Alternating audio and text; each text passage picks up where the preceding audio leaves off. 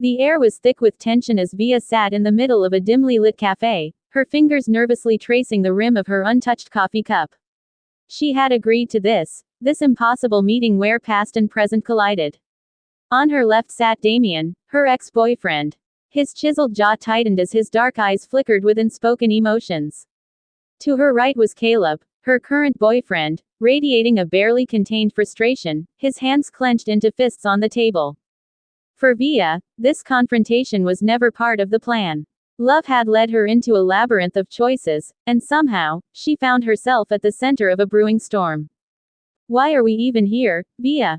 Damien broke the silence, his voice laced with a bitterness that cut through the room. Did you bring us together to humiliate me? To parade him around like some trophy? That's not fair, Caleb interjected, his tone sharp. She made a choice, and you need to respect that. Veah felt the weight of their words crushing her. Each syllable carried the echo of unresolved pain and fragile hope, and she wasn't sure how much more she could take. Damien leaned back, his expression darkening as memories surged to the forefront. He and Veah had been inseparable once, dreaming of a future together, building a bond that felt unbreakable. But cracks had formed, and the pressure of their differing goals had eventually shattered them. Do you even remember what we had, Veah? He asked, his voice softening. The nights we stayed up talking about our dreams. The promises we made. Veah swallowed hard. She remembered. Of course, she did.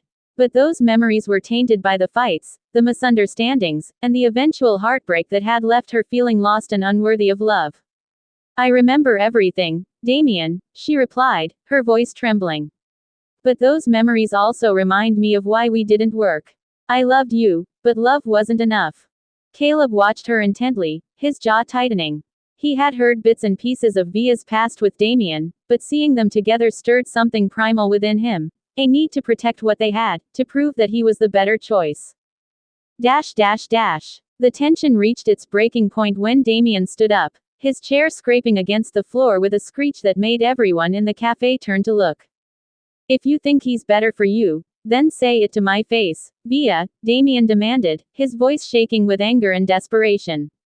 Tell me that you don't feel anything for me anymore. Veah's heart pounded in her chest.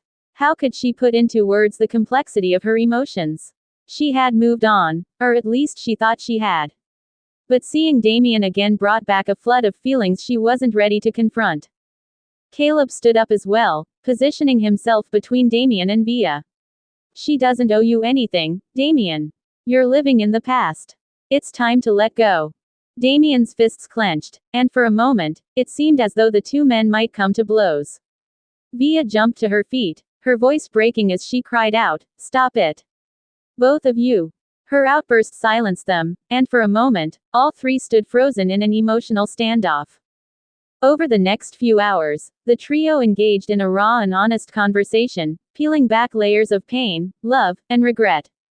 Damien admitted that he had been struggling to move on, while Caleb confessed his insecurities about living in the shadow of Veah's past. Veah, for her part, finally allowed herself to express the full extent of her emotions, her guilt over the pain she had caused Damien, her fear of repeating the same mistakes with Caleb, and her desperate desire to find peace in her heart. In the end, there were no clear winners or losers. The confrontation left them all emotionally drained, but it also marked the beginning of a healing process.